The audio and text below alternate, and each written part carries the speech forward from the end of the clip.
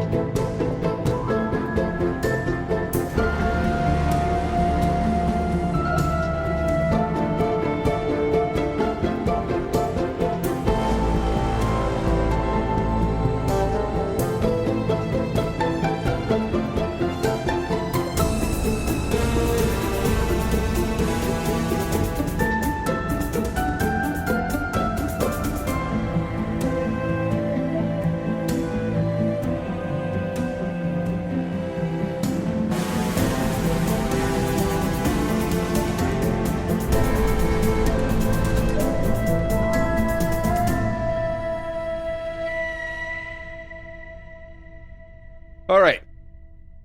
I've got good news and bad news. Who wants to hear it? Got good news? Good news is pretty good usually. It's pretty good news too. I'm not gonna lie. It's pretty good news. All right, then let's get the bad news out of the way first then. And you may already know what it is because it's something I mentioned off mic and it definitely needs to be addressed. And it's not a guarantee, but it is possible that a ruling that was missed could have saved Samal's life. Yeah. Oh God. Yeah. Here it comes. It's far enough away now that I'm not going to lose any sleep over it because none of us caught it this whole time. It was shown to me via a Reddit post. I was like commenting to help someone. They were asking a question, and then someone corrected me on something, and then I looked at it and went, "Oh shit!" And so the ruling is that when you go down, your initiative order automatically changes to the slot before the creature that put you down, or the effect that put you down. Effectively meaning you don't have to spend your hero point right away, although Samal did not have one at the time. But rather you can take the risk and not spend it, and you have a full round between you going down and having to roll your death save for someone to do something about the situation. Instead of going immediately after the creature that put me down with a crit. So Physic could have saved him. Could have, yes, could have. It's still possible that someone would have died, though, in that situation as well. Maybe more drawn out and likely less abrupt. But sadly, it is not the cleanest death rules wise. Still could have happened, but yeah, I'm not terribly pleased. Whatever you need to say to sleep at night, there, Freeman. As the runner of this game, I'm fairly choked.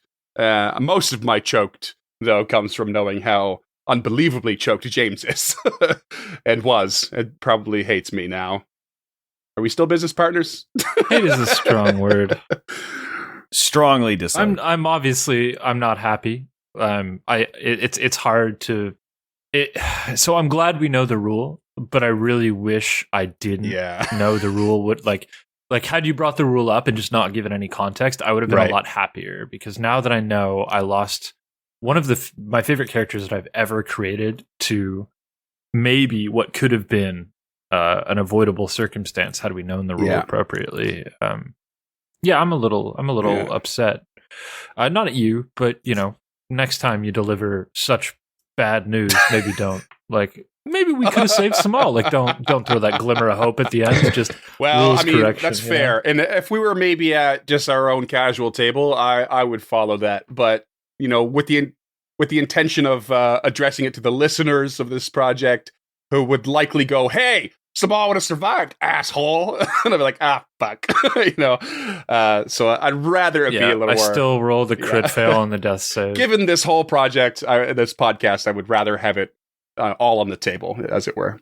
Yeah, and truth be told, Guild is quickly becoming one of my favorite characters. I'm super sad we didn't get to see Samal, because I really liked him.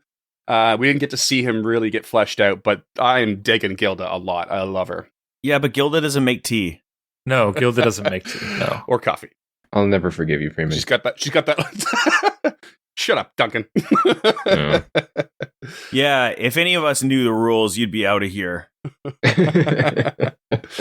I mean, I remember after that, I was like, I searched to make sure everything was as legit as possible, because that happened in our test recording with Duncan's character, and it was as legit as it could possibly be.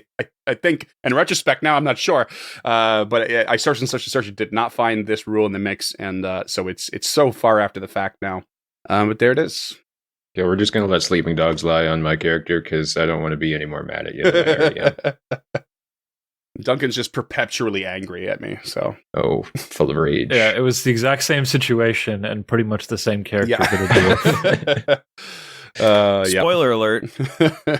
The only other bad news is, I think it's been a crazy week, and things are nuts, and we're all a little low energy right now. We were discussing it before, so hopefully we can pick it up here, but I'm a little hoarse today myself. I worked a long day yesterday, and doing what I do, I just talk a lot. I talk a lot in general. I don't know if you guys know me, but I talk a lot. I believe it's pronounced pony. So I'm a little hoarse today, a little coffee, but I will try to push through it. But let's enter the game with the good news on our backs. And first and foremost is that we no longer have to worry about things like bandoliers. Yeah. It turns out this was errated by Paizo. I didn't know, but I finally came across some information on it. And basically, your backpack will relieve you of 2 bulk worth of stuff as long as you're wearing it on your back. Otherwise, you are just assumed to have pockets and pouches and bandoliers across your person. So everything other than what is specifically in your backpack is within arm's reach and will cost you 1 action to pull out, plain and simple. So we don't have to worry about, in particular physics case, we don't have to worry about him, whether or not he's got the healer's tools in his bandolier versus his actual, alchemical creations. He's got them all readily available for 1 action draw. So keep it simple. It's great. Is a bandolier kind of essentially useless then? It's not that it's useless, it's just assumed to be there. So you don't have to have it as an inventory item. They removed that essentially from the base game. Okay. You don't need to calculate and all that stuff and keep track of it. Backpacks are the most important because it actually relieves you of bulk. Otherwise, everything else affects anything beyond that 2 bulk that it relieves you of, and anything else in your person directly affects your bulk. So the bandolier never really affected your bulk for better or worse. It just was something to pack tools into. But now we just don't have to sweat it anymore. We're just not going to sweat it. And it's going to make things a lot easier and smoother and play into your favor. Well, I'm going to keep my bandolier because I think it looks cool. Yeah, same. You're a regular old goblin Chewbacca. Oh, yeah. So the other good news is, I don't know if you guys read much on the investiture rules. When you have a magic item, it's usually specifically a worn one, you have to invest it, which is usually just means when you put it on, whatever time it takes to put on, it's invested. So if you have magical armor, it might take a little more time to put on, but once it's on, it's invested. The rule works in a weird way, though. You can invest up to 10 items per day. That does not mean you have a cap of 10 different items on you. It means you can invest an item 10 times per day. So you can invest a single item 10 times in a day if you want. So I'm gonna give this to you as a freebie. You can literally trade off that pearly white Aeon Stone and just heal up. The downside of this is that it's designed in this way because the higher level you get, you're more likely to have more magic items and need to invest more and more to make yourself more well-rounded and capable of different things. So your ability to trade that item around will reduce the higher we go, the more dangerous the adventure gets. Ideally, by then, you're utilizing other things you've gained along the way, other skills, spells, and what have you, to make up for not being able to trade these things off. But right now, you guys have very few in the way of invested magic items, and you are absolutely able to trade off those things. You just do need to keep track and keep yourselves honest on, how many times did I do that and where am I at for the day? Because I don't think there's much built into Foundry for that in calculating if you take it on and off. It just kind of calculates what you have total at the moment. But there it is. That's a pretty significant thing. Yeah, that's huge. I do have 2 invested items, 3 technically. So it will be less for me. Yeah. And it's worth noting that a magical weapon is not an invested item.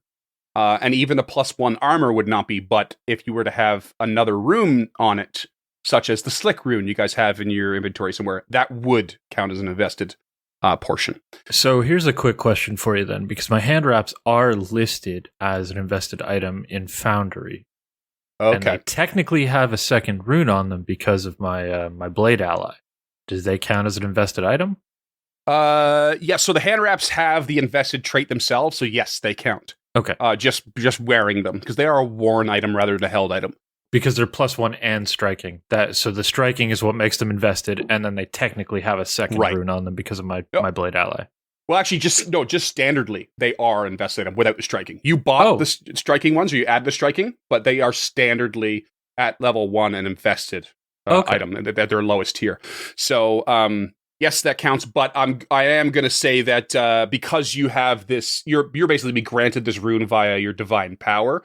When you choose that, your daily preparation, I'm not going to count that towards your investiture. I don't think it could stack on a single item anyway. So, just a quick ruling on that. I don't think it's gonna hamper you any more than it already does. Okay, so I have 2 invested items then. Wicked. Where is that Aeon Stone? It's in my It's in the Wayfinder Compass, which is one of my 2 invested items. Right. Okay. So pretty sweet. But yeah. So some solidly good news all around there. We're just gonna have a little more efficiency and a little more ability to heal, it looks like, for now, until I find a way to steal that Aeon Stone from you. Let's see. So we have ended on you guys coming back to town with the intention of, I believe, doing some shopping and reporting back to Yinyazmara. You did find the body of one bad Leroy Brown. R.I.P. Bad. I can't. R.I.P. Bad. I can't even say it without giggling. Let's just knock the shopping out of the way, and so we can get to the actual play here. What are you guys doing here? You guys shopped off, Mike, I assume? Oh yeah, it was a regular supermarket sweep. You are the 1,000th customer. Here's a free striking rune. You wish. The short list is we bought a bunch of healing potions because those are still of very high value to us, especially during combat. And Tulak got a bag of holding type 1 and transferred the Retribution Axe over to Gilda, which is now in her backpack. Okay, cool. And Physic got a nice new pair of healer's gloves. Ooh. And these things are pretty dang neat. Do tell. For one, they give me a +1 bonus to medicine checks, but then once a day, I'm able to heal myself or others for 2d6 plus 7 hit points. That's cool. You get a lay on hands once per day? Oh, basically, man. Yeah. Nice. And do you have to roll for that, or Nope. Perfect. So you use that on James every time, right? no matter what character he's using, use that on James. We sorely need that +1 to heal. So, and we do have to make a note now that it is positive healing effect, but I can't harm undead with it, so I'm not going to even try running up and grabbing a zombie. That's good to know. It's good to know. And I see here it's a +1 item bonus, which means if you were to grab expanded healers too, they wouldn't stack. This effectively removes your need for them, which is pretty great. And grants you pretty wicked bonus, man. Free And heal. it's only $30 more, or 30 GP more expensive. Oh, that's not And bad the at all. expanded healer Actually. tools? Yeah, expanded healer tools are 50. Now, what you've purchased here? What level is that item? I just want to double check it's available. It's 4th level. I made sure it was under 5th okay. level. Cool. Yeah, you could. Dawnflower Library is where you're probably most likely to pick up some healing stuff, and that's a level 5 shop, so you're fine there. Yeah. Oh, is it Cool. level 5? Okay. I went by the garrison's cap of level 4. Oh, okay. Yep. The where is available should be listed in the journals that are on each of the shops, but their healing magic items and stuff are available at the Dawnflower Library. Words. Okay, and this is an invested item as well, so I have one. Cool. Worth it. I imagine, is the bag of holding invested? I wouldn't think so. It's not worn. Let me pull it up. It is not. Common, conjuration, extra dimensional, and magical. Hot damn. That's pretty all right. So how much bulk does the Type 1 hold there, Scott? A Type 1 holds 25 bulk. Whew. Wow. It also weighs 1 bulk, so it's a little heavy on your person, for especially for someone like yourself. Yeah, and it's currently holding the load grade silver sword cane. So So it's 24 free bulk that we just bought ourselves for 75 GP. pretty much, yeah, it's pretty sick. That's fucking awesome. How are you doing for bulk, by the way? Are you okay? I'm great, man. I got 2 bulk carried. Oh, okay. What's your encumbered rate? 5. All right. I mean, you're less than halfway there. That's okay. Well, yeah, because now everything is just going to go into the bag of holding. Yeah. that I need to carry around, because the thing is, I don't carry weapons or armor, so I'm pretty good. And then anything that I'm going to grab, like a wand, is all light. Yeah. And for the listeners, 10 light make up 1 bulk. Yes, yeah, and I'm just doing a cursory glance here on the rules on it, and I think it more or less does still operate like a backpack, even though it's not like worn and invested. So I think it's going to take you 2 actions to draw from it. It says 1 action. You can interact with the is bag it? of holding to stow or remove them, just like a mundane sack. Oh, okay. It does say held into hands for usage. Yeah, I guess that's the thing. And also, it's like, I'm not holding it in my hands all the time, so it would probably take 1 interact to grab it off my back, and then another one to actually pull out of it. For sure. Oh, yeah. Sack is usually tucked into a belt, and you can carry a sack with 1 hand, but you must use 2 hands to transfer items in and out. Interesting. So not particularly useful during combat. Yeah, don't put anything you need on the fly in there. Just use it for the heavy stuff. We'll get you some. Do they still have wrist sheaths in 2E? Like in 1E, you could have like a wand wrist sheath, so you could just sling a wand out. It was a free action to draw them. I did show Scott a really cool item. There's one called the sleeves of storage, and they basically work like a bag of holding, but up your robe sleeves on both sides. So each sleeve can hold the same amount or whatever. And the higher version of it holds a crazy bulk. It's a lot. But I think the lower one's like about a level 4 item, like the bag of holding, and it's a little more expensive for sure. But it's pretty Google neat. really knows me on this computer now, because I only use it for TTRPG stuff. So I literally just typed in sleeves, and the first thing that it popped up was sleeves of storage Pathfinder 2. That's amazing. Yeah, you got a real clean slate laptop there, don't you? We might have to try and homebrew one of these wrist sheaths, but they're fucking cool. Oh yeah, look at that. Okay, so that's from first edition, but that's a whole lot of shop talk. What do you guys want to do? You've done your shopping, and I want to head to Yin Yasmara's at the Osprey Club, the Crook's Nook. Yeah, we've probably dragged the corpse of Bad Bat around enough. Oh, you did drag it out. I forgot you did that. Yeah, getting disrespectful at this point. We're like Weekend and Bernie's this guy into the shops. Right. Oi, Bad Bat, I haven't seen you in ages. Well, as soon as we got the bag of holding, we just slipped him in there. You're looking a bit limp there, Bad Bat. You imagine you just pull the sack over and just dump it out, and a whole body flies out. I think we can technically store beings in it.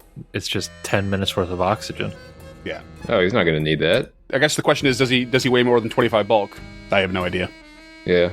What's a bulk? Like, is there a corollary for what that would be? And I think it's about a kilo or a half kilo. Yeah. They keep it pretty vague, and purposefully so. And I mean, I can only imagine someone named Bad Leroy Brown was a pretty big, hefty dude. Yeah. Oof. Yeah, not a small man. No. All right, so you guys are heading straight to Crook's Nook. Crook's Nook. A medium creature is 6 bulk. Oh man, Hey, there you go. Easy. He's in the sack, baby. Stepping into the Crook's Nook, you are pretty quickly going to be recognized at this point, and it would take you very little time to gain access to speaking with Ian Yasmara, since you have been sort of working together here and there. And she is ready and waiting for you. Hello, my old friends, Physic. I am Ruski. That gets more ridiculous every time. I don't know why. It's going with my instinct, right? Did you have the good news? Did you find the bed? We found bad, but we don't have good news. And he will motion towards whoever is holding the sack, which would be Tulak. Tulak steps forth and makes sure there's enough room on the floor, and then just he reaches in, his arm disappears inside the bag, and then he pulls it out, and he's holding the hand of Bad, and then he just slides out the entire body. And anyone else in the room is just like really either shocked or weirded out, eyebrows raised, except for Ian Yasmara. She's just cool as a cucumber. She's seen a lot. Can't say that I, well, some people would say that it's a bit disrespectful to transport that way, but, I like the subtlety. You know how I like subtlety. Well, you're nothing if not pragmatic. Indubitably. Well, I am quite sad to hear news of Bad. He was, well, I was going to say good lad, but we know he was not good lad. He was bad. He was a bad lad. Baddest man in the whole damn town. What a guy, wasn't he, though? But it is sad news to see that this has befallen him. But I suppose we can count our lucky stars that 3 of our club members have survived at the very least, and they have recovered reasonably quickly. Thanking the gods. Thank you very much for your bringing this information on the body back to me. We will be sure to make sure that he has the proper burial rights and his family is taken care of. I've been thinking about what we had talked about before, and that we need to do our part for the town in case there's more happening.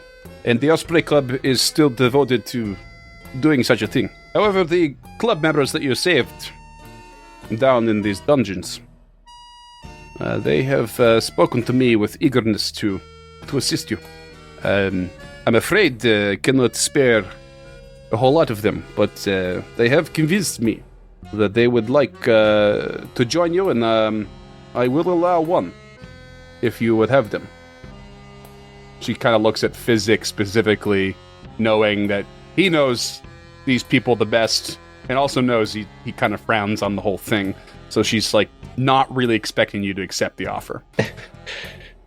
Physic's going to look over his shoulder at Lady Gilda, hoping that she doesn't have too much of a look of distaste about her, because these would probably not be her kind of people to employ. But at the same time, he's going to look back at Inesmer, and his shoulders will kind of drop a little and say, like, well, we could really use any help that we can get. So I thank you for that, Inesmer. It is all I can spare, but it is, I see it as something we can do for the greater cause. You may remember these 3 fellas, and she gestures to 3 standing on the side that look quite different than the last time you saw them, because, they still look a little bit worse for wear. It hasn't been all that long, but now they're a bit more cleaned up. They've been fed, and they are clothed appropriately, and there are, you remember there's Gorul Vetters, Shad Nunder, and Ziskili Thid. You may ask them about their abilities if you like, and what perhaps one of them can offer you a bit more balance to your approach in these dark times. But I leave it to you to decide which of my brotherhood, my members, will join you. And so you have here we're doing a little homebrewish thing. There's no follower system in 2E, but an NPC it's perfectly feasible to join your party. So we have Goral Vetters, which I'm trying to remember. I'm pretty sure he's the one you spoke to when you got in there. The other two couldn't speak at the time. And he's effectively a bandit, comes with like a hatchet and a sling. He's got a couple neat little abilities like Bandit's Ambush, Dreadstalker, so you can frighten enemies, make them flat-footed. He has a better chance of demoralizing to make them frightened, so on and so forth. And then Shad Nunder is a bit more of a sneaky sneak. He's a saboteur, scoundrelly kind of creature. He comes with like a sap and a hand crossbow, nothing crazy, but he does have sneak attack, kind of roguelike, and snare crafting. He actually does a focus on snares. Oh, very cool. Yeah. And then there's Ziskili Theed, who I remember planning this, but I can't remember if I said it, but I'm pretty sure he's the one that he had his tongue cut out at some point in his past, so he doesn't speak at all. And so you might want to pick him so that I talk less. But I was going to say, convenient for you. And he's a bard. No, he's a bit more of a ruffian, I think, is the NPC. So he's a bit more going with a club. He's got attack of opportunity. He's got a snagging strike where he can throw people flat-footed, and he does also have sneak attack and something called brutal beating, where he can deal. If he deals a critical hit on a target that is frightened, he knocks them like 10 feet away or something like that. They're all like reasonably simple, but it is up to you guys. So my initial thought was Shad Nunder and go with the saboteur, somebody who can look for traps and disarm traps and pick locks and do that kind of stuff, because that's something we're sorely missing. But honestly, now that I'm looking at the stat blocks, and I know for a fact he's mute, Ziskili Theed is looking pretty appealing as somebody I can flank with. Yeah. Would Ziskili have thievery? Can we see his? Yeah, you can open up his full stat block. Yeah. But there isn't like stats per se. Yeah, he's got the skills. The only skills listed are the ones they have like proficiency in. So he's only got athletics, intimidation, and stealth. Yeah, okay. Where Shad's got loads. All of them. Shad's got all of them. Yeah, I'm just thinking Physic doesn't do a lot of thievery stuff. I think he is trained, but not having thieves' tools to carry around would be nice. I guess they're only one leg bulk, actually. That's not bad. Yeah, and it might be kind of difficult to control Ziskili Theed if he has a feat called Brutal Beating. Though we do tend to beat our opponents pretty brutally. There's a difference between doing it out of self-defense and doing it, like it's specifically worded as somebody who's afraid of him. Yeah, I'm wondering if Lady Gilda is going to have issues with him. I personally am going Shad still. Yeah, Shad it is. They're all like, seedy individuals, but bandit, ruffian, they're a little more abrasive and obvious in their seediness, whereas Shad's a little more subversive. It's just look at all those stats, skills. Yeah, it's got so many skills. Yeah, it's got engineering lore, even. Yeah, underworld lore too. Underworld lore would help. Yeah. Okay, let's go with Shad. It has been decided, so we do that. All right, nice. So you choose Shad, and he gives a little bow, slightly graceful. Got a bit of a gentlemanly look to him, although if not a bit greasy. This is his artwork. Gotta say, I respect the mustache. Yeah, 6 dash, little handlebar. Loveable Scoundrel. Loveable Scoundrel is that. Well, name's Shad Nunder. It's a pleasure to see you again. Thank you very much for saving all of our lives.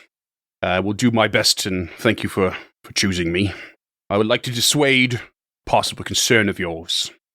I know we've been through something traumatic, and that sort of thing can sometimes lead someone to become a liability. Lord knows I've seen it amongst my own comrades in the past, but sometimes trauma can prepare you for what's to come. Shad, may I ask why you decided to join our party? Otori is near and dear to all of us, and after hearing what all happened while we were gone, well, we all follow Yin Asmara and we all agree with her that we need to do our part for this community. Otherwise, no one thrives, including us. We may be looked down upon by some, but we do not consider ourselves excluded from the community. So, we are here to do what we must. If that means another plunge down there, but with more prepared allies, that is what we will do. Well, you more than anyone know how dangerous it is down there, so you know what you're signing up for. We will not be retreating from the action. We will be pushing the action. And if it becomes too much, you should speak up before anything happens. I appreciate that. I'm ready to give my life. But this time I feel I'll have an edge. In that I know something's coming. We thought nothing was there, and we were quite wrong. And now we know something's there. If not what, but knowing is half the battle, as they say. Indeed. Well, we're happy to have you aboard. What do you think you'll bring to the party? Can you just let us know what your skills are, just before we head back in? I'm reasonably adept in hand-to-hand combat, although I can work my way around a crossbow or two. I prefer to keep things a little more on the subtle side, however. I'm reasonably quiet as I go and have some finesse with picking rocks and such, disabling traps.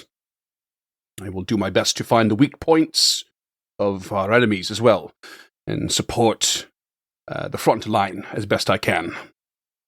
I'm not a meaty man, as you can see, so I might not take a whole lot, but I can dish it out. Good. That's very good to hear. We could use some of your skills, that's for sure. But one other thing you must know is that anything we find in there, we split between the party, everything equal. That keeps us well geared and ready to move forward. I expect only things that will help me help you. I'm not looking for a cut of the pay. That is an insistence from the Nyasmara. I am merely here for support. If you want to put a weapon in my hands, or an armor on my back, I will gladly accept it. Well, we'll see what we find down there. There's always something. And Physic will clap him on what I can only assume is the lower back, because it's as high as he can reach. Welcome to the party, buddy. Oh, I just got that tram stamp done. Careful. Smacks him on the ass. That's better. Good game. Just remember that we won't be taking kindly to any subtle shenanigans. I know you've already said you won't be pulling anything like that, but if you do, remember how we brought back Bad, and we can't be responsible for what happens for you down there if you decide to betray us. We are a team, and we expect you to be an equal part of the team. And I know you've already said you will be, and I trust you to be, but it needs to be said out loud.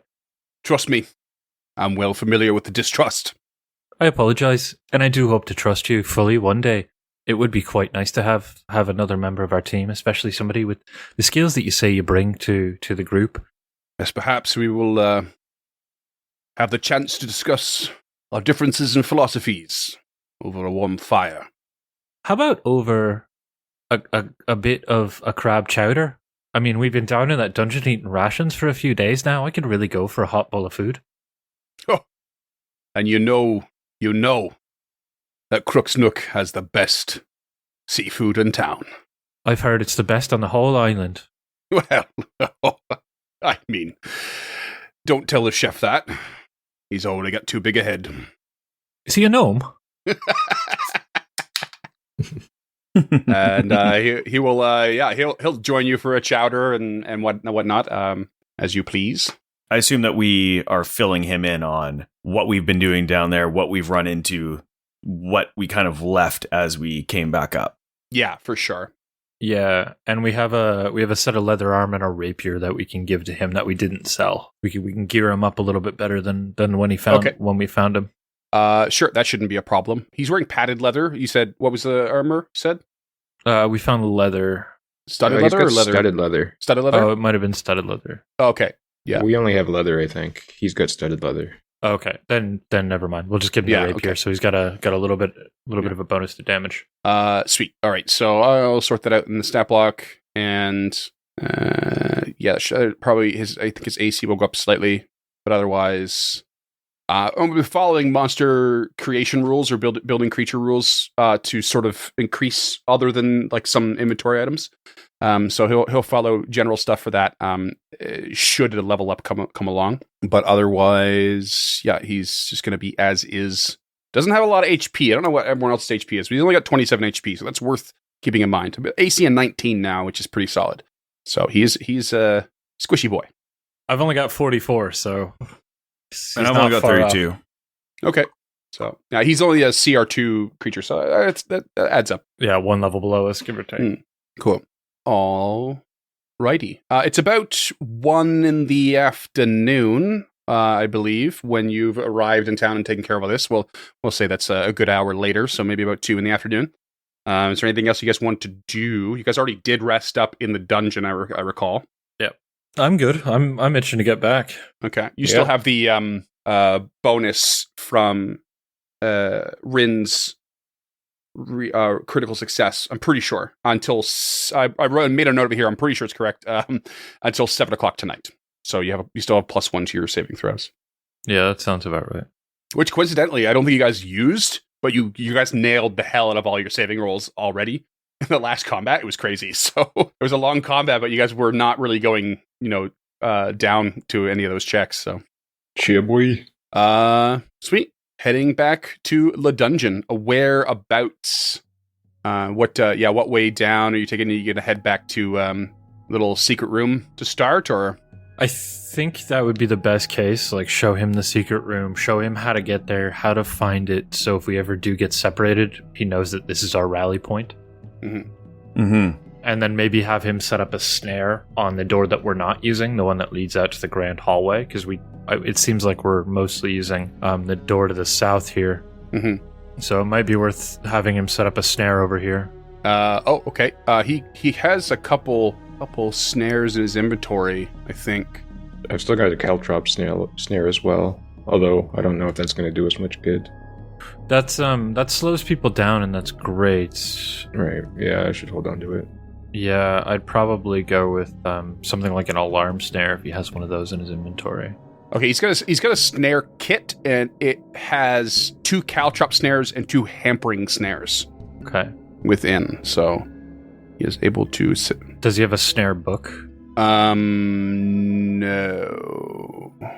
Yeah, like a formula book or something. No. Yeah. He should be able to craft whatever kind of snare we want, but he has the supplies to make caltrop and hampering snares. Okay. Yeah. I'm not sure if you need a formula for them or not, but I think you do. But like he can craft, and he has caltrop and hampering snares, so you can assume he can make those, and then you can sort of like reverse engineer with craft checks too if you need to as well. Yeah, I think before we leave town, maybe we'll just spend the 1 gold to get the formula for an alarm snare and have him set one up in front of the store here. Okay. Mm-hmm. If that's all right by you guys. For sure. Absolutely.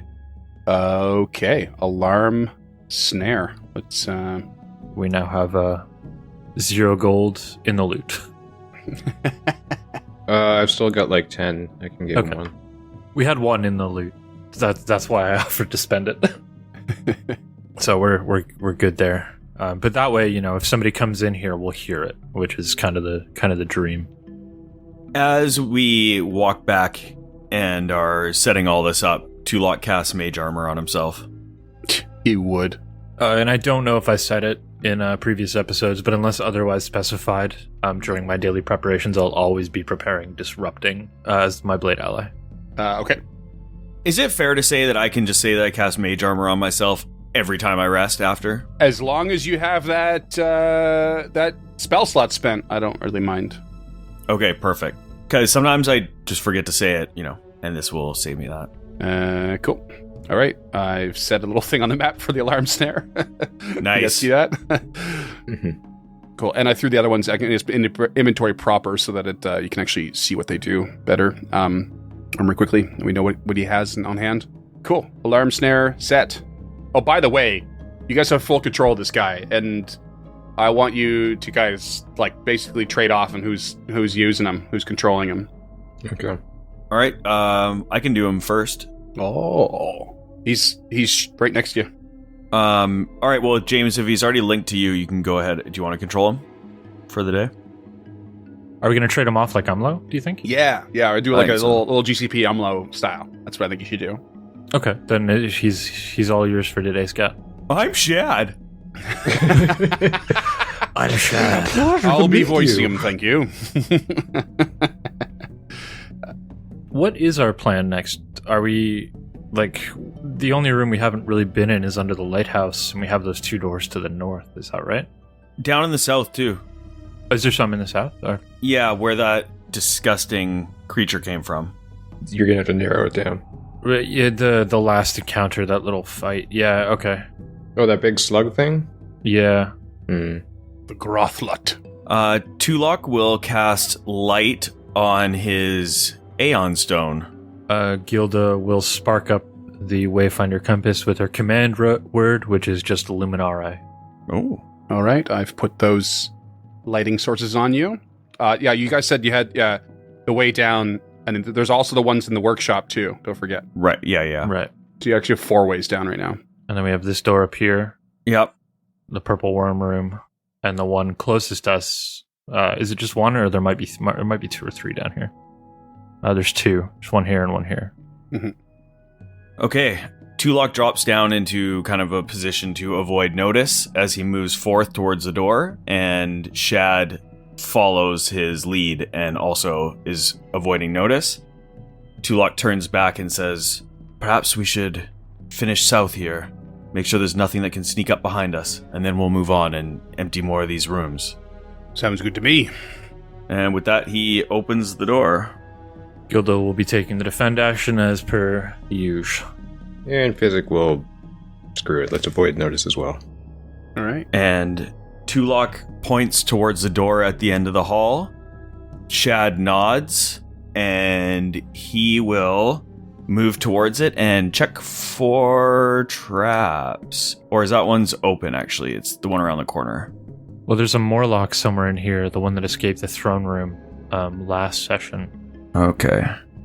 So, Shad, door at the end of the hall. Search for traps. Right. Gotcha. And he takes a boo and does not spot anything. Looks clean, sir. And he will open it. Tulok nods to him, and he opens it. All right. Cracks the door, and it's a real small room with a desk and chair in the middle, and 3 empty picture frames that hang on the wall. And there are a couple of Morlocks in here, and they seem to be tinkering with some sort of clockwork assistant like you've seen previously. And they seem thoroughly distracted. But as you crack the door, it gives a creak, and they kind of look around, wondering what the hell was that. And we're going to roll for initiative, because they're going to turn on you real quick. But they take a penalty to their initiative, because they are distracted. It's always more locks and never less locks. Oh boy. Come on! Meow. Did Shad roll a stealth on that door opening?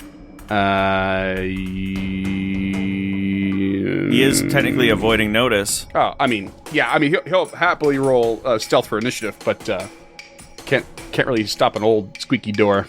All right. He didn't oil the hinges, bud. Okay. If that's the way you're going to be about it, then I guess that's that. I'll just refer to the notes I've mentioned several times. All doors are sodden and swollen in this level, unless otherwise specified. Yeah, but we don't listen to you. That's the fucking truth. Okay, so let's get some initiative going here. Let's start with Lady Gilda. I decided I was going to start the day by rolling real bad, so I rolled a 2 for a 7 initiative. Amazing. Get him out of the way. Tulok. Tulok rolls pretty hot for a 26. Ooh. Okay. Physic. Physic, also rolling like shit to get it out of the way. 3 for a 9. Okay. And you want to roll up for Shad there, Tulok? And Shad also hot off the jump with a 24. Ooh. Okay. Just do all my rolls for me from now on, please. The old rogue and sorcerer front line ready to go. You're up, Tulok. What do you got? All right, so Tulok sees what's going on here.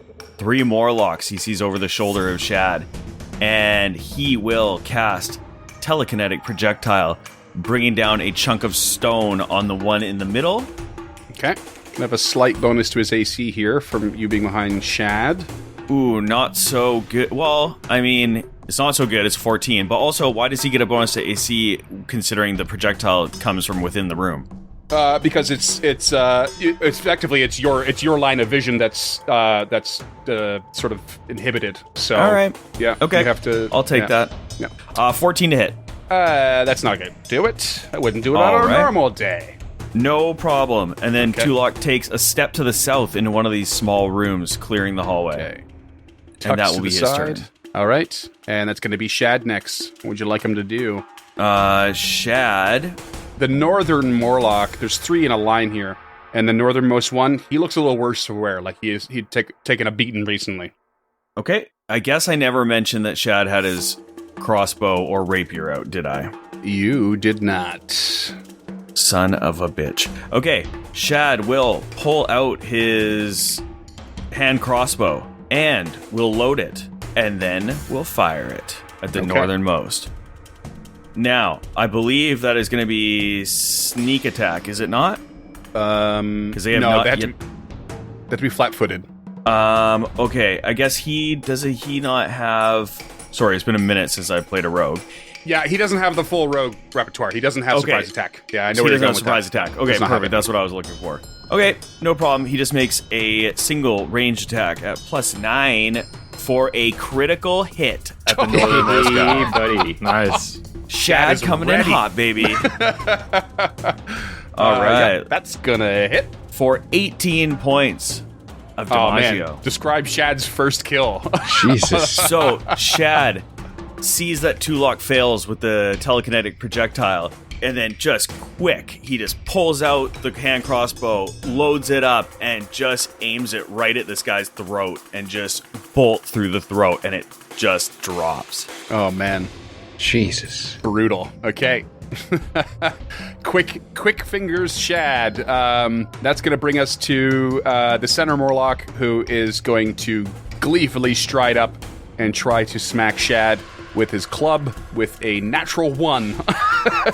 Nice. Probably distracted by this sudden falling debris, a sudden attack, and his friend going down in an instant. He got blood all up in his eyes. Yeah, and then he'll take a second swing with the club for a 17 to hit, which I Miss. think misses. Okay, it does. And then the other Morlock is going to go, and it's going to enter the same space as the other yes. Morlock. Yeah, it's got that sweet swarming stance, and it's gonna go for a swing himself. Ooh, this is a 26 to hit.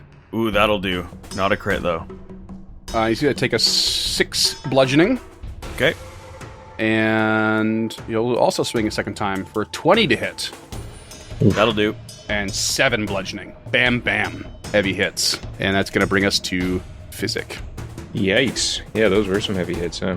I guess he will stride 20 feet west, right up behind Chad, and draw his healer's tools and use a battle medicine. Okay. Right out of the gate. Nice. Oh, I do not want this guy to die. We need help. Yin Yasmara would be pretty It pissed. didn't occur to me that that Physic now has extra responsibility for healing. It might go south. Oh, yeah, well, I've been rolling so hot on these medicine checks before. Let's see. Won't it be great if I always heal him when Scott plays Shad, but then when James plays him, I kill him? Yeah. That'd be amazing. Crafting roll, that's a 20, so that is a success. Yep. Which, sorry, I'm just going to have to double check what my battle medicine was for roll. No, it's just a regular treat wounds, is it? Okay. Yeah. Yeah. It's just a treat wound. Since you didn't specify DC 20 you were going for, it's 2d8. Right, yeah. 11 HP back, so that'll nullify most of that Not hit. too bad. Nice. Not too bad. That will be his turn. It's familiar Physic. You're always creeping up behind, healing us. Enjoy the no room to move there, James. Yep. Yeah, so what are the rules for moving through an ally square? Ally square is fine, but you'll have to tumble through the enemies, and if you don't make it through, you're just going to be shunted all the way back behind Physic.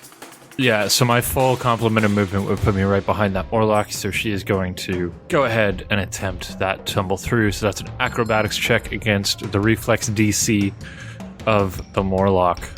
Or of both Morlocks stacked, I have no idea.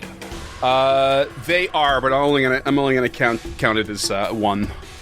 Okay. That is a 25. Ooh.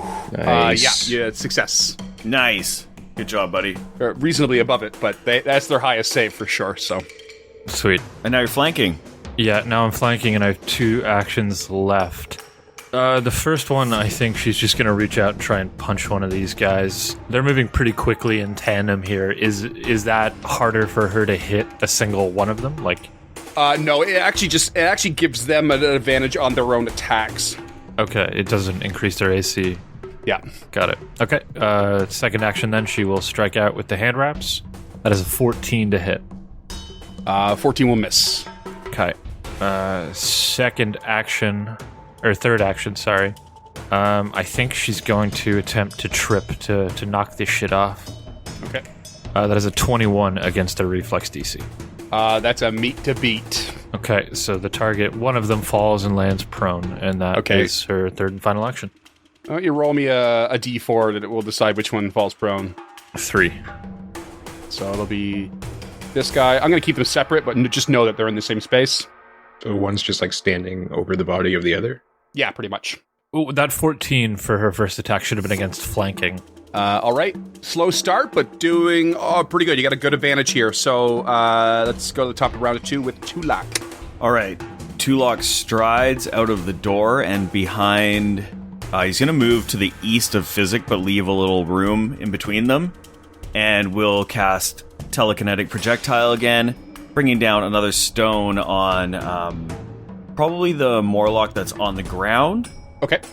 And that will be a 20 to hit. That will hit. For 16 points of damage, baby. Big hit. Big hit. Holy jeez. You're rolling 2d6 on that now. That's not cool. Yeah, boy. 2d6 plus 4. Let's go. Man. Okay. Sweet. That's Tulak. Slightly more successful on that one. Shad. Shad Nunda. All right. Shad will drop his hand crossbow, pull out the rapier, and get to stabbing. Okay. So that is going to be 28 against flat-footed DC. Oh, yeah, that's a crit. Ooh, Nice. Shad is ripping it up. Holy jeez. And I didn't mention that was going to be against the standing guy. A standing guy, okay. Yeah, because it makes more sense. And that is 17 points of damage. Jesus. Oh, man. So, yeah, Rapier's got a deadly D8, so that's tagged on. Mm-hmm. You also have sneak attack, though, which is also doubled. So that's going to be 23 points of damage. Oh, wow. Okay, so 23 total. Wow, what a hit. Fuck. Okay. Shad. All right, and that's his turn, yeah? Yes, sir. Was it draw, attack? You got it, man. Drops free action. He's got one more Drop action. his free action. Okay, well, he will stab again then. Oh, man. I'm already regretting this. 22 to hit. Okay, that hits. All right, 9 points of damage. Not so good, but hey, I'll take it. Okay. He's looking pretty messed up, not gonna lie. Let's see here. It's his turn, the standing one, and he is going to step down to the southwest, getting out of flanking and to the south of Lady Gilda, and is going to swing the club at Lady Gilda for 21 to hit. Nope. Oh, you bastard. And then he's going to spend an action to crack the door next to him. The other Morlock is going to spend an action to stand, and then is going to get to the north of Lady Gilda, flanking, and strike with the club. 19 to hit against your flat-footed AC? Flat-footed is -2? Yes. No. Damn it. Well, with 21 didn't hit. I guess 19 wouldn't. Okay. Physic, you're up. Alrighty. So one action to stow the healer's tools, one action to draw the alchemical crossbow, and one action to load it with a thunderstone. Oh, Thunderstone. Okay. Cool. And he'll just sit there like, oh yeah, buddy. Does Thunderstone do damage? No, it just evolves it into a Jolteon. Yeah, the Thunderstone itself will do... Let me double check here, because it's pretty good. Could you yell, Pikachu, I choose you, in physics voice? Pikachu, I choose you. Ooh. That was awesome. Thunderstone, it does do sonic damage, 2d4 sonic damage, but when it's coming off the crossbow, it'll just be 1d6 sonic damage. Right, okay. Because I wanted to double check, just because I think you have to use a bomb weapon that does damage in the crossbow. Yeah, it has to have the okay. energy. It has to be an energy weapon or energy damage of some kind, like alchemical fire or something like that. All right, sweet. Okay, so you're loaded up and ready to strike. Lady Gilda. First action will be to raise their shield. Second action will be to strike at the Morlock to the south. Mm-hmm.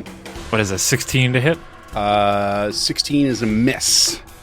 She will attempt again at the one in the south. The map -4. That's a 23. That hits. Nice. Get him. Yeah. Minimum damage for 5 points of bludgeoning. Oh, brutal. Okay. He's on death's door. Yeah, that's all she's got. Okay, Tulok. Can you even see either of them now? It's hard to tell because... Yeah, I'm looking at your vision here. I don't think you can. You can get into that room more easily now, but I don't think you have a clear line of sight at all. Tulok is going to delay. It's going to delay, okay? Mm-hmm. And then Shad is going to move into the room to the south and take a stabby stab. Okay, he's going for the one at death's door. 16 to hit. That's a miss. And we'll stab again. Oof, 7. Oh, No dice. not so much luck. Yeah, he just comes in, he's just trying to poke him with the rapier, and that thing is just moving all over the place, missing.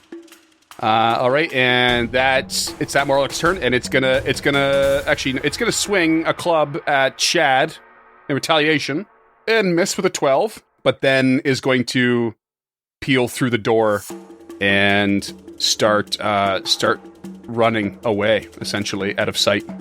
And then the one to the north is going to crack the door next to him for an action and do the same. He's going to start peeling towards Grolgust's throne room out of sight. I don't like this. Well, that was probably the last two of them. We should be safe. But you have a general idea of the terrain. You know they're going to almost maybe meet up or what have you. Like you don't quite know where they're going or what they're planning, but you kind of know the layout a bit. That's gonna put us to Physic. What do you got? I guess he'll look around, wondering if we should actually chase after them. What do you guys think? Do we chase them? Which way do we go? Maybe we should let them run. We'll run into them eventually. Them and their friends. I guess he'll go down to the southern door that one of them ran out of, and with his dark vision, look through and see what he sees in that room.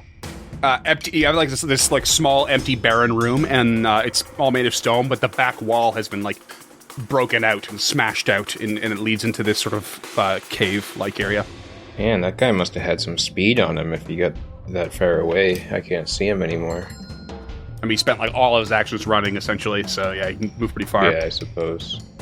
Okay, he'll stride through the door with his second action, make it all 3 to see if he can see down that hallway.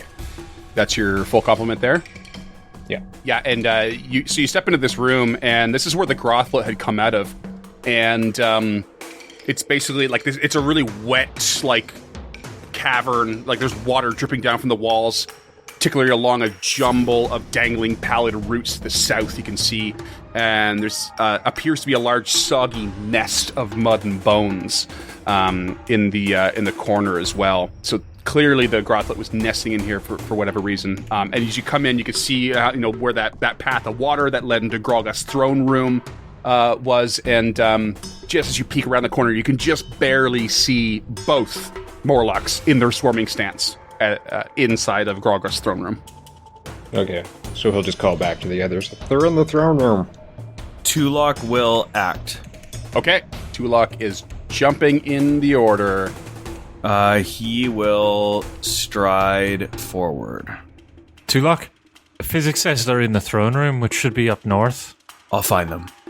So you run through the hallway, you get into the room, you enter a room that's like a hall that's been decorated with a bewildering array of timbers, metal parts, gears, bits of broken weapons, trash. Like, this room is filled with tons of, like, litter and garbage and useless pieces of equipment. And you're just running straight through the throne room. How far does your full complement movement go, or how far are you going? Sorry. I will use 2 actions to move, and he will end up 1 step into the throne room. Okay.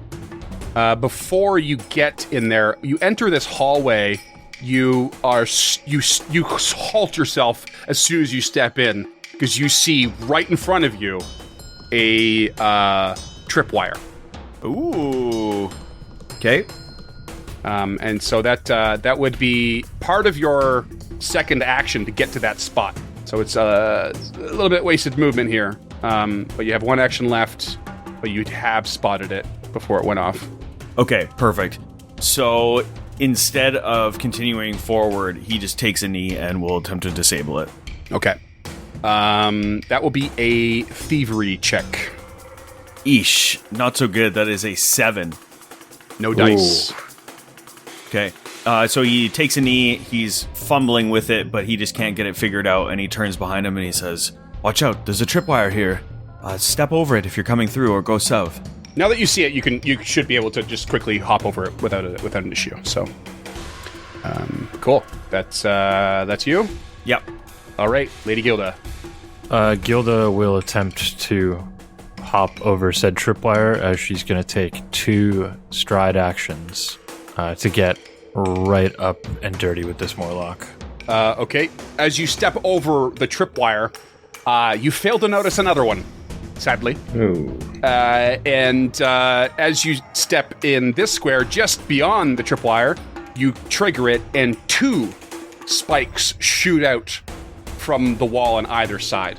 One of them rolled a natural 1 to hit you. But the other one was a 21. I'm assuming you don't have your shield up for this. Does that hit? I do have my... I would have lost it at the start of my turn.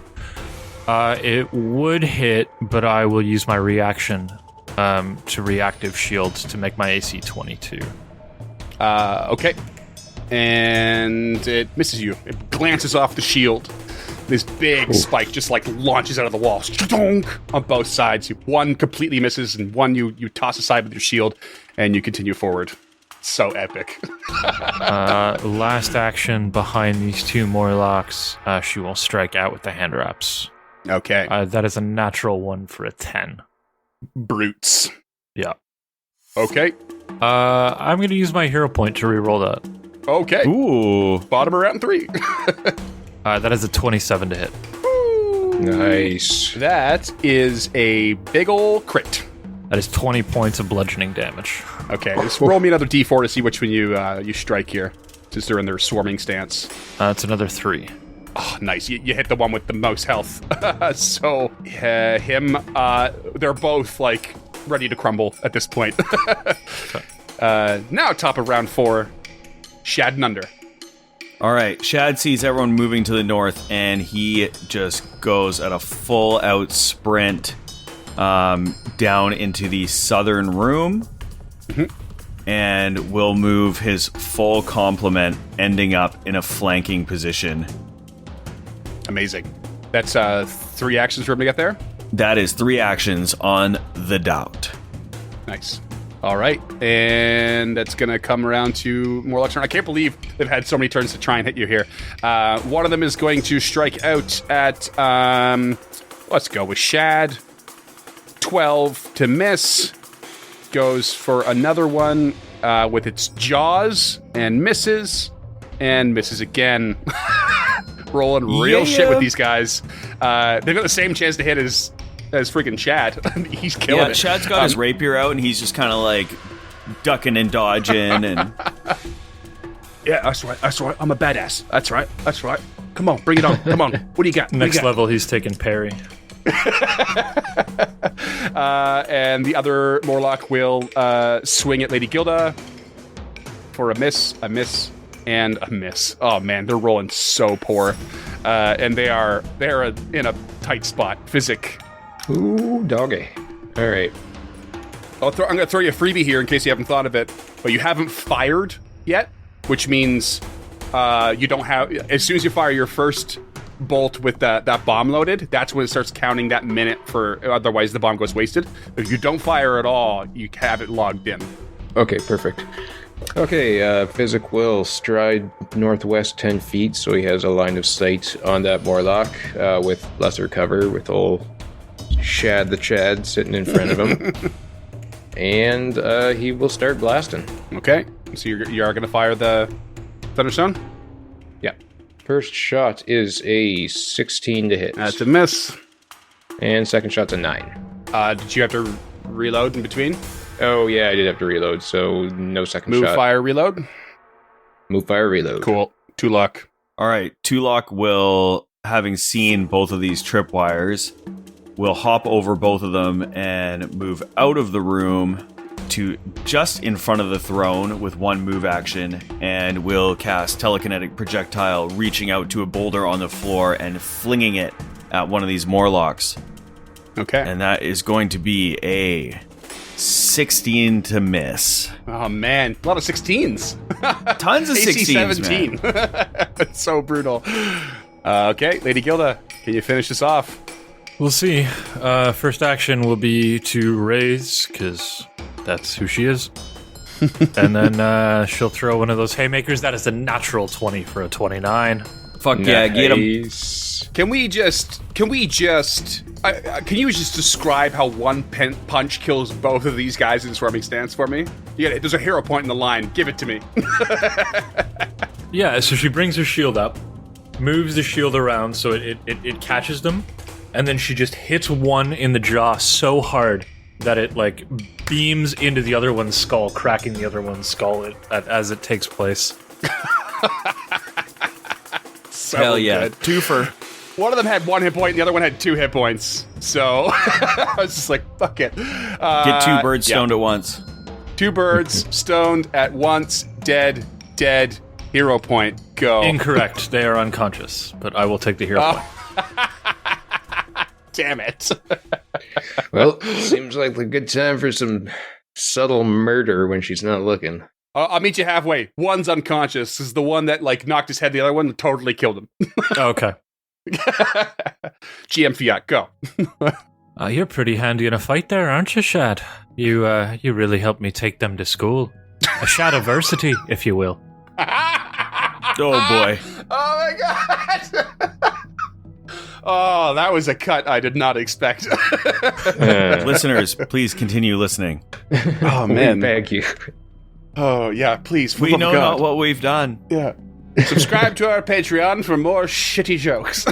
I've been holding on to that one for like 15 minutes, so I knew exactly what was happening. That was good. That was real good. Sweet. And you have defeated these straggler Morlocks. Tulok turns to Shad and says, that's right. You were great in that combat. Perhaps you could fix those tripwires in the other room on your way to go get your crossbow. Sure thing, can do. You want me to fix them? Set them back up? No, like, deal with them. Deal with them. He'll do just that. Which door's next then, boys? We've got 2 not too far from here. Physic, did you find anything in that slug monster's home down there? I didn't see anything off the cuff, but it might be worth another look. And he'll kind of wander back and start searching around the pile of disgustingness that's going on in the corner there. And perhaps we should take a look in the room and see what those Morlocks were tinkering with. I think Gilda will keep Shad company while Tulok and Physic search the den, and then they meet up in the Tinker room, I guess. Yeah, and also Tulok, I don't know if we searched. Do we search the throne room? You did, yeah. You Okay. actually you stripped a few things off Gralgus. I think you still have a pendant that you haven't identified. Yeah, we do have one unidentified item. So on his way through the door towards these other rooms, he looks, as Lady Gilda's facing the other direction, at Shad and points at the living corpse and just runs his thumb across his neck as he leaves the room. As in, kill him when Lady Gilda's not looking. And then he... Oh, I hope he interprets that correctly. Yeah. And then he searches the room that had the tripwires in it, and then the tinkering room. And like Shad does it almost too eagerly because these guys, like, really put him and his friends through hell and back. So he's ready to draw that blood real quick.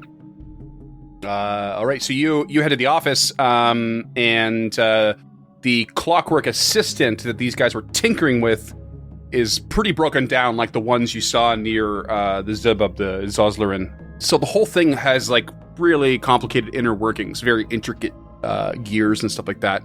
It appears to be in better condition in some parts compared to the other ones you saw. And you can see there's a gear, at least one gear that seems to be nearly mint condition.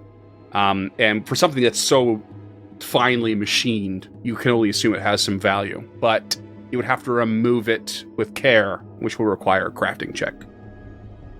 Okay, what's your crafting at, Physic? You got high, right? Yeah, it's like 10. Okay. So Tulok says, Physic, when you're done in that room, please take a look at this. There seems to be some maybe worthwhile pieces to take from here. They could be worth some money. And did he see anything when he was going through the other room as well? The room that was full of garbage? Yeah, it's littered with garbage, and you didn't spot anything of value. Physic, you're in that sort of gross den of the Gauntlight, and you can see that this cavern, like it's the result of like years of erosion from like very very light water contact and stuff. But there's absolutely nothing of value that you can see. Just creepy bones, stinky nest. That's it. Okay, so he will come into the other room, probably stinking of fetid water. So the usual. Yeah. Yep. Ode to Physic. And he'll take a quick glance at that gear situation. Roll the crafting for you. That'll be a 28. You can safely remove this clockwork gear, which is worth 40 gold pieces. Ooh. Well, we can either make a really good clock or make some really good money here. Well, we always like the sound of money could help along the way. And then Tulok will essentially just hold his hand out to take it from Physic, and he puts it into the bag of holding. Okay. Okay, how's everybody doing HP-wise? I'm still full.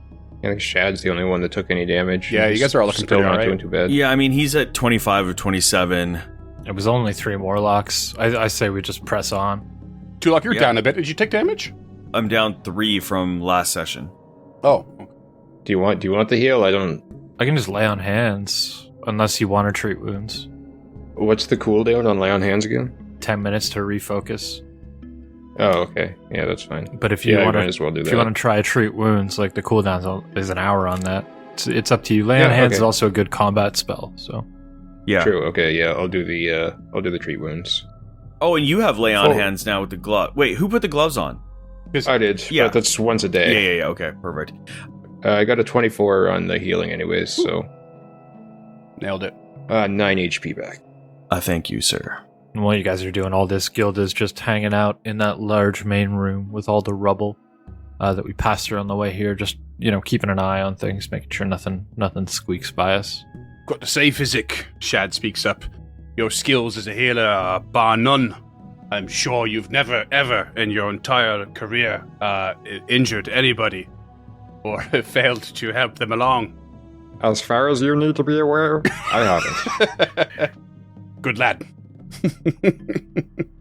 And Tulok motions his head towards the door as him and Shad avoid notice, and Shad will check for traps to the door, see if it's locked, and make a Perceptione check. And that is the door to the east. Southernmost. Southernmost.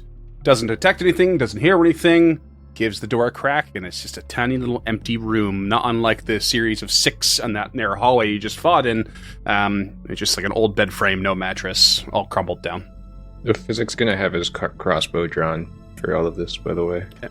And Shad just steps in and will search the room. And nothing. Barren. He steps out and repeats the entire process at the northernmost door. Same deal. Barren. Steps in and searches. No. All right.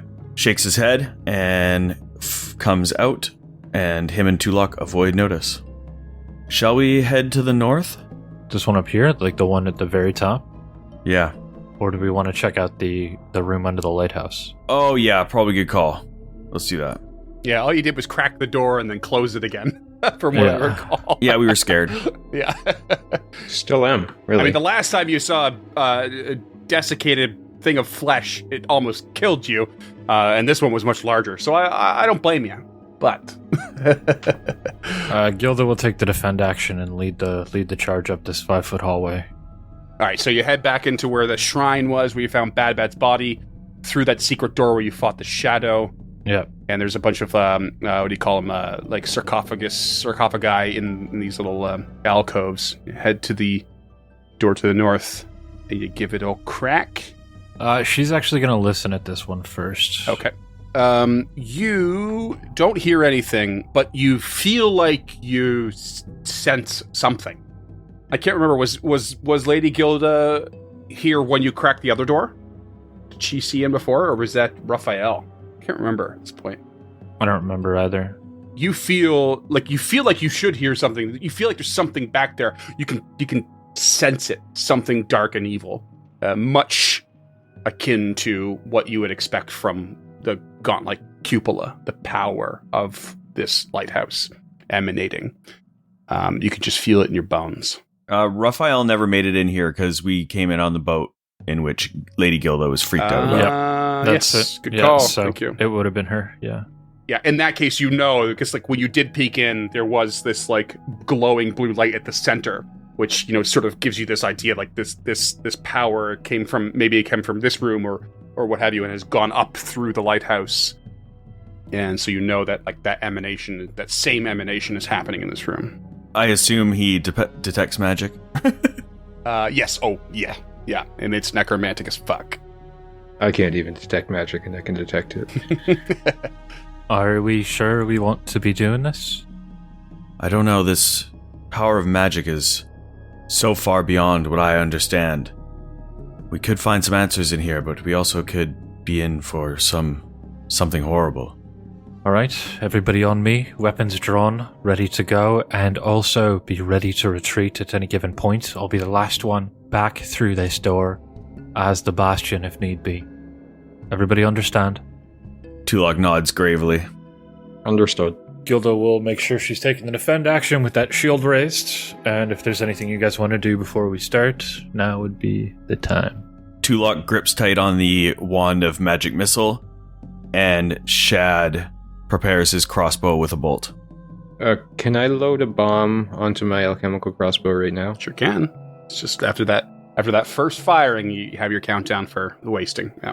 Which it's long gone now, so another thunderstone. She opens the door. Crack in the door, I'll re-describe this room again. Big circular room, smooth and gray. A ribbon of pale blue light coils and slithers through the air, connecting the floor at the center of the room to the ceiling, 15 feet up.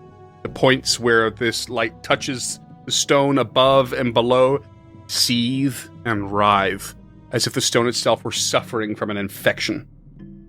The desiccated remains of an enormous worm lie slumped around the ribbon, forming a crescent of shriveled and tattered purple flesh all along the eastern side. Can she do a quick medicine check on the worm to see if it's breathing's not the right term, but like to try and identify if it's conscious, I guess? Sure. Yeah. Roll me a medicine. 'Cause I got something for you if you roll high enough. That's a 15. It's most certainly dead. You're at least trained in that, yeah? Yeah. You would guess at this point after having seen a lot of the effects of Gauntlight, that it's been long dead. And the only reason it's still kind of intact is because of those sort of lasting preservation effects of the magic here. Otherwise, it should have withered away a long time ago. You're kind of using your instincts here, but you think maybe it died a long time ago, and it's just sort of slightly intact because of the power here. And is there anything special about this kind of writhing light going on in the middle, or is it much akin to the Gauntlight that we see upstairs? It feels the exact same way. It looks the same way. It's going straight up to where the light would be in the cupola. Yeah, it gives you all the same vibes. Okay, so Tulok would like to inspect it, and he doesn't know much about this, obviously, but he's trying to tell if the magic is coming from below, deeper and up. Can you tell that, or you can't like completely tell, but it's a good guess because you didn't see this light in the floor level. Yeah, that's what I was wondering about that. It was only the pool of blood, and you saw it in the cupola above, and this is like going from floor to ceiling. So it's hard to piece it together, but you might get the feeling that it might be coming from below because there's nothing here to show where it's coming from. It's just floor to ceiling. That's it. There's no source at the bottom. There's no object or item or creature or something. It's just floor to ceiling. And Tulok would like to search the room. Is there inscriptions or writing or anything on the walls? It's completely smooth and gray and pretty much unweathered. Like it's brand spanking new. Shad enters the room and is just kind of walking around and just running his hand along the wall to see if there's any trapdoors or anything like that. He's moving around. He checks and checks and checks. He doesn't see anything. He kind of circles around the room. When he gets close to the giant worm, he's just like, oh, that there is a terrifying sight to think it was so close to where we were being held. That's the sort of creature that could swallow you whole, should it be alive. It's very unnerving. It is. Hopefully it stays dead. Is there a check to know what that worm actually is? You could roll me a nature check. I sure could. That's a 23. You have no idea. That's a big old worm. A big old worm. It looks like it had teeth, though. It had teeth. While they're doing this, Tulok is, inspecting the walls, and Shad is walking around the circular room, rubbing his fingers gently on the wall. Physic goes over to this giant purple worm and begins to inspect it. Gilda takes her shield off her left arm, knowing that that's not her more important hand, and then reaches and attempts to touch this blue light just to see what will happen. Oh, boy. Uh-oh. Roll me a reflex save as you feel it start to sap energy from you. That's a 22. You take 4 negative damage. I take 3 negative damage. He's got negative resistance 1. That's amazing. What's that from again? That's from the attunement to the compass. Oh, nice. So yeah, you can feel that negative necromantic energy sap some of the life out of you. Just a small portion, but certainly enough to cause you some worry, I imagine. Yeah, so like the tips of her fingers pale real quickly and almost go like blue, like a necrotic frostbite. She pulls her hand quickly out, puts her gauntlet back on, flexes her fingers, makes sure they all still work and that she can feel them all, slides the shield back on. Well, we can say for absolute certainty that it is in fact necromantic magic powering this lighthouse.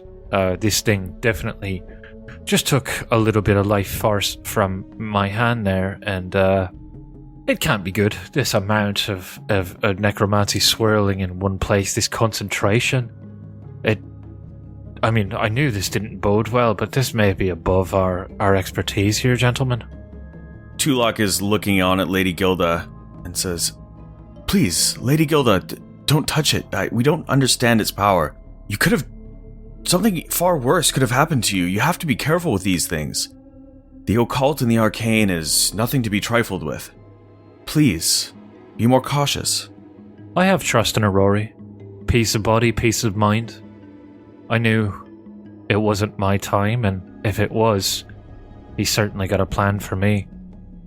But I do appreciate your worry there too, Locke. I really, really, truly do. But now we do have a better understanding of it, and we know for a fact it's necromantic, and something in here is channeling that energy of the undead.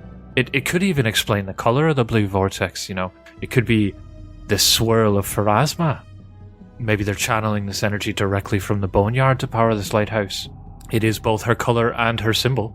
Flashes of Raphael dry heaving. Yeah. Just being near it. Yeah, I think Raphael would have had something to say about that. As you guys are talking about this, Shad's like only half listening to what you're saying because he's thoroughly distracted by this purple worm. And he's like, seems to be inspecting a certain spot of it. And he just kind of says over his shoulder, "Hey, look, it seems a bit here is decayed away, and I think I see something inside." And he thrusts his hand into an opening in the purple worm. And that's what we're going to call it. Gross.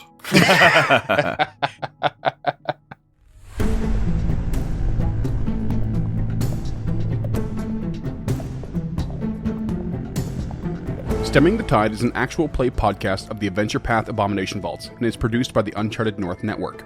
Stemming the Tide uses trademarks and/or copyrights owned by Paizo Inc., used under Paizo's community use policy.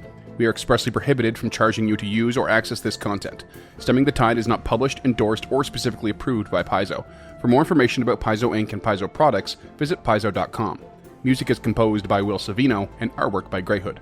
Stemming the Tide is recorded remotely using Foundry Virtual Tabletop. If you wish to connect with us or support this project and projects to come, we can be found at unchartednorth.ca, patreon.com/unchartednorth, and on all major social media platforms. Links to all credits can be found in the episode description and our website. Thanks for tuning in.